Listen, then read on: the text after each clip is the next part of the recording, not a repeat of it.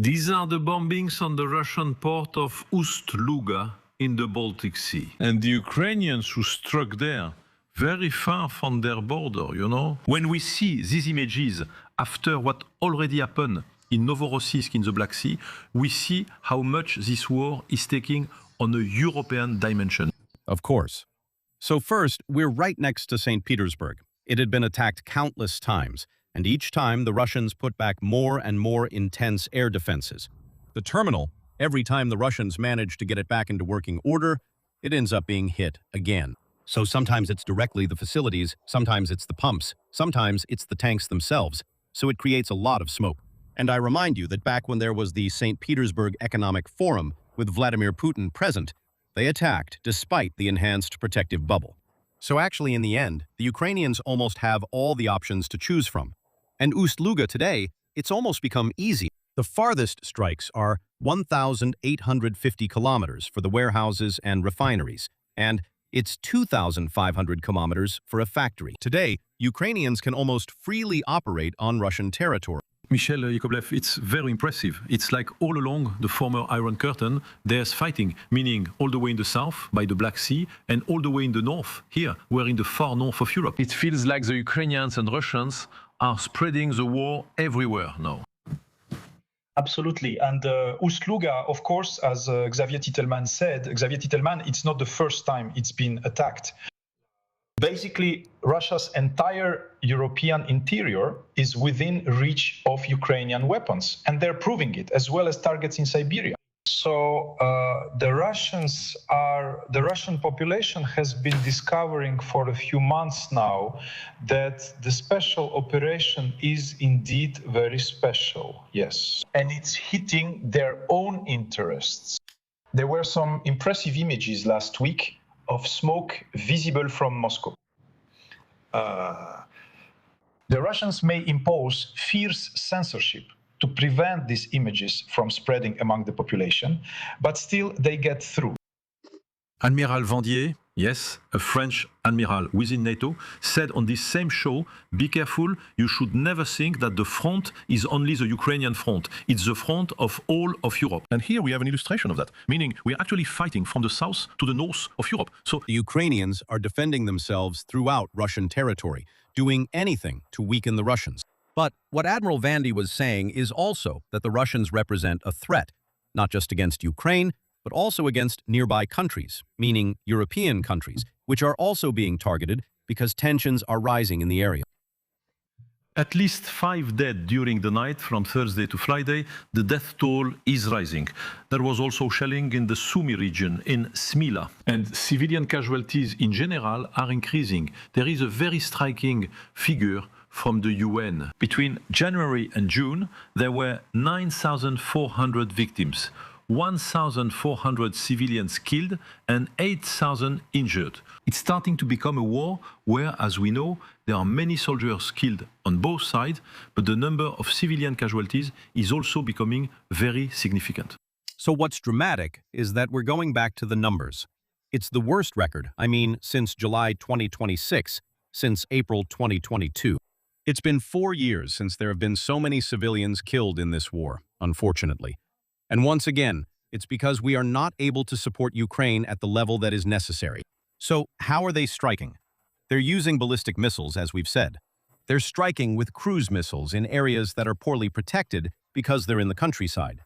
Now they're really hitting areas that have nothing to do with the front lines or military targets. And they're also striking with glide bombs. In the south, they've used glide bombs with propulsion systems that let them travel over 150 kilometers. That's kind of the Ukrainian specialty, because they had systems like the JDAM Extended Range, which is the American bomb with a booster at the back, and the AASM glide bomb. And now, the Russians have it too. So unfortunately, on the front line, to be clear, the Ukrainians have actually regained the advantage. The Russians are hardly making any progress anymore.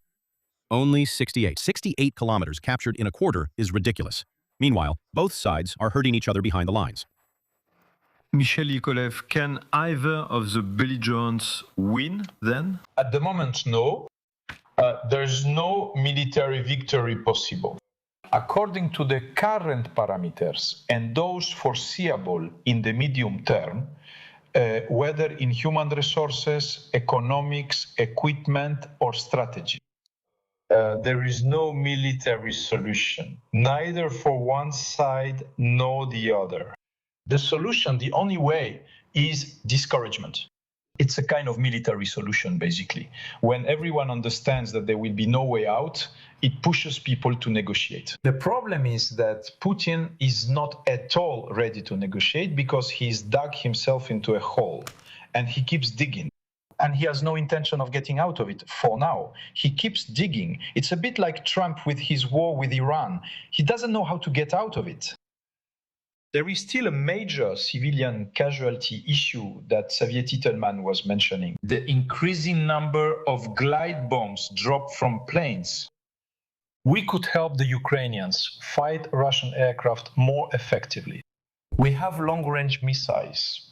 With Xavier Titelman, we were talking earlier about the 2 AWACS that the Ukrainians now have. So a return to aerial combat would be possible. We should give the Ukrainians missiles like the Meteor that we have and fire them from the planes we've given them. And if the Russians lose a few pilots, a few planes involved in glide bomb attacks, we'll see a lot fewer glide bombs. Since most of them hit civilian targets, in reality, we would be indirectly protecting civilians. Look at this fight between the Ukrainian MiG-29 and the Shahed drone. You're going to help us understand it, since here we are talking about defense using a very heavy asset, right? It's a MiG against a Shahed drone. But actually, it's a cost-effective method, since they're flying close together. That's because the MiG-29 is a fighter jet, an air superiority aircraft. It could use missiles to shoot at these drones from far away, but in this case, it can get closer to shoot them with its cannon. Here, a cannon burst costs just a few euros and avoids the need for much pricier missiles. Here, it could happen in areas without interceptors, since Ukrainians are focused on defending targeted cities. But on the other hand, when the Russians fly their drones over the fields and they end up hitting a water treatment plant or a pump for running water, well, then you have to send fighter jets. The fighter jet is a mobile air defense system and crucial for a large country like Ukraine. How does he proceed here? The drone likely isn't very fast, right? What is it? No, it's 250 kilometers per hour. And a MiG, that's a huge machine, right? He tracks it. What exactly does he do? So first, there's a radar that will track it. There are several detection systems. There are radars and there are microphones on the ground.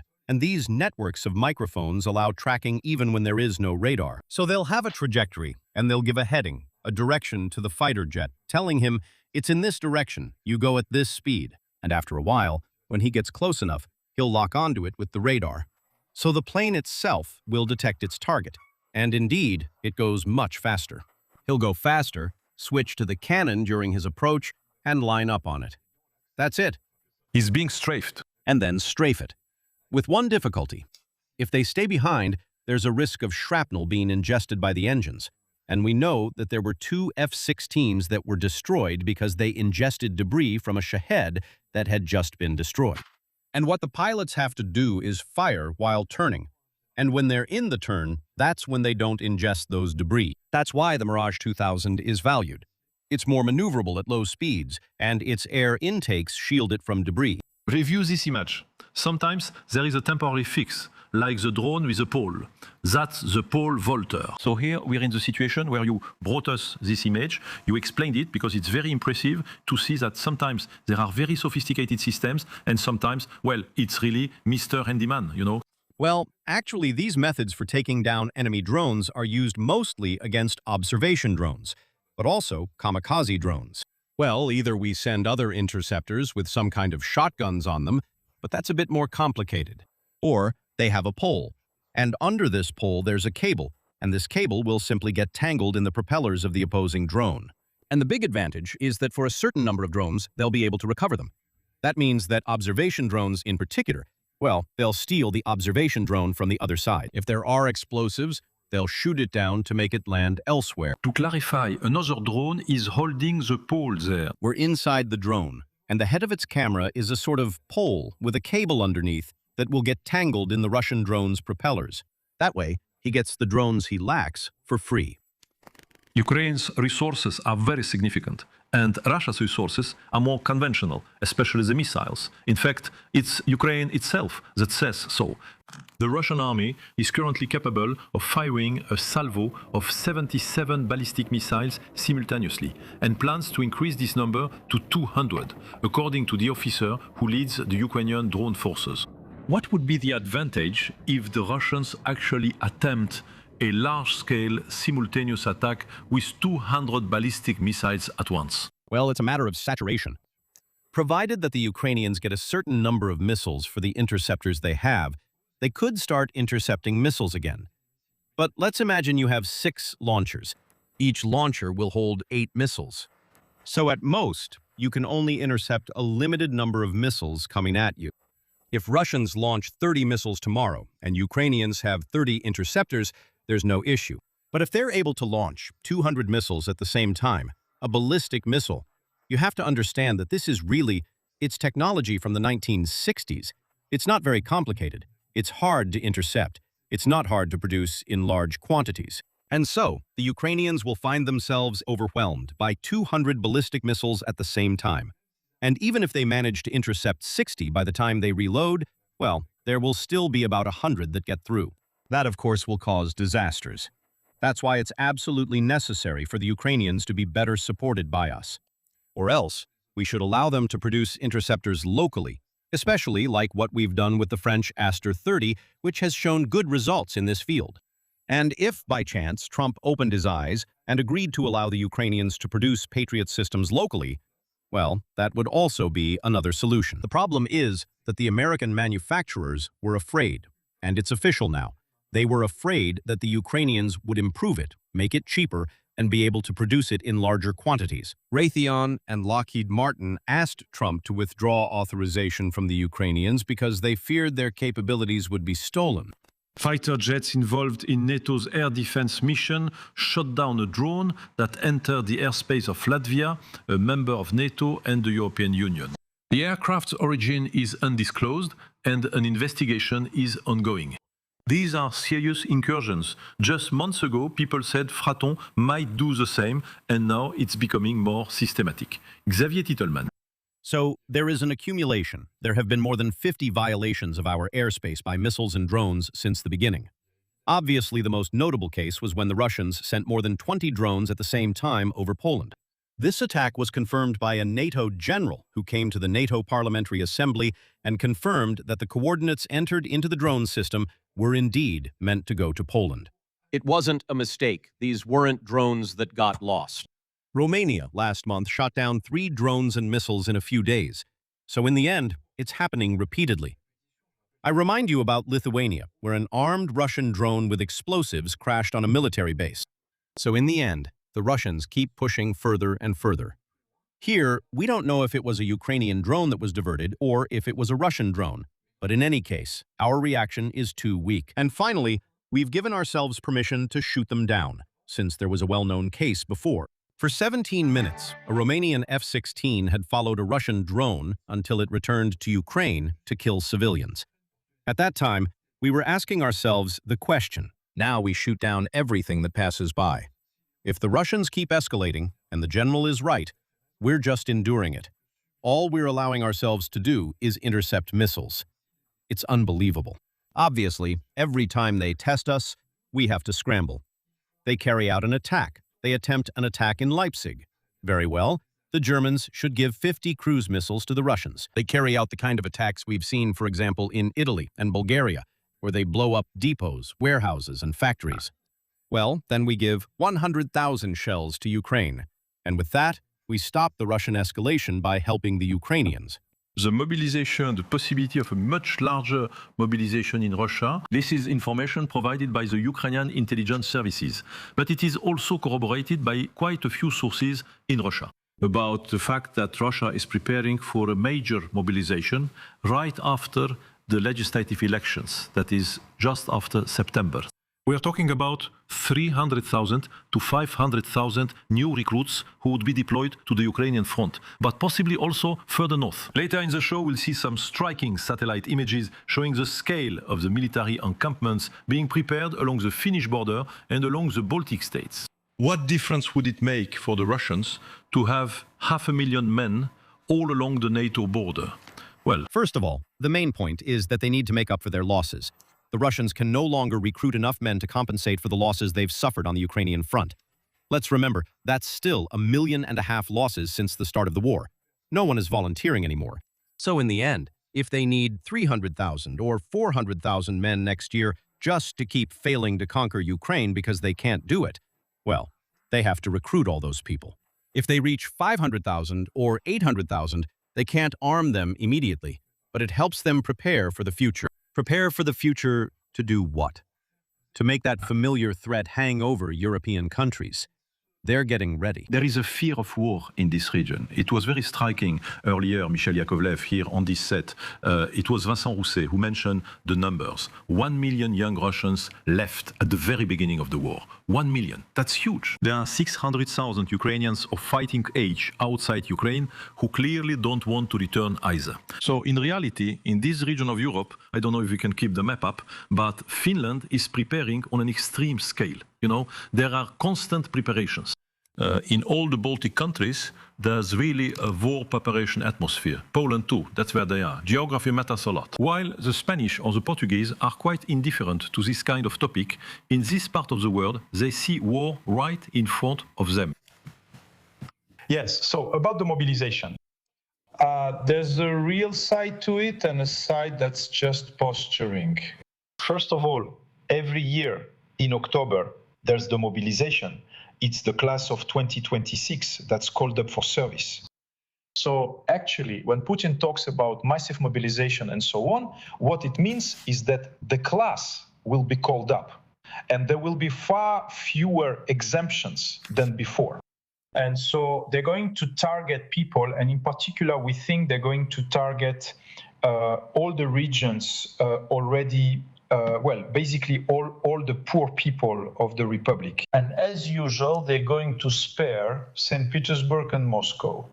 And so the resentment from the rest of the country towards these privileged people at every level will continue to grow.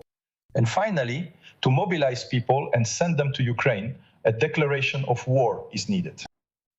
And Putin is not ready to say that it's anything other than a special operation. The people who will be drafted, not those who were forced or convinced to sign a contract, but those who are real conscripts from the contingents, real guys who are drafted and who refuse to sign anything else, in theory, cannot be deployed in Ukraine. So maybe we see them facing Finland or Latvia, but that won't solve his problem in Ukraine. What I think is that his mobilization in 2026 will be much more effective than the one in 2022, simply because of tighter control over the population and tighter controls at the border. In short, they're going to find a lot more. That's it. But it's not necessarily going to have a direct impact on Ukraine, on the Ukrainian front. The Germans' biggest fear is that in many ways they're on the front line. And here too, by the way, the numbers are staggering. Germany's military budget will be almost twice as high as France's. Berlin wants to ask the Bundestag to raise the Bundeswehr's budget to 100 billion euros. Bloomberg gives details about what will be ordered. 1,000 Leopard tanks, 2,500 armored vehicles, 20 Eurofighter combat aircraft. Listen on our channel to Michel Polacco, an aviation specialist who was very critical of Germany, saying bravo to Germany for being the first, all European countries should do even more. But the way they use it is strictly German, and he had very harsh words, saying the Germans have betrayed us. For the planes, there was despicable blackmail. That is to say, the Americans explained to the Germans that if they wanted to continue having American nuclear weapons on their territory, these weapons had to be launched by planes that they didn't want to have built by the French. because they can be launched by British Tornadoes, which are being retired from service. And so the Americans demanded that be delivered by F-35s, which will be accompanied by Eurofighters that will handle the electronic warfare, illumination, and so on. But excuse me, is it really to that extent? Excuse me, is German subservience so strong that they gave in to such blackmail, such clear blackmail, that the Americans imposed on the Germans? They betrayed us shamefully over the Franco-German helicopter, which is now just a French helicopter, since they bought American combat helicopters. They betrayed us on the FCAs. That is the new generation fighter jet, 6th generation, and its whole electronic warfare ecosystem, and so on.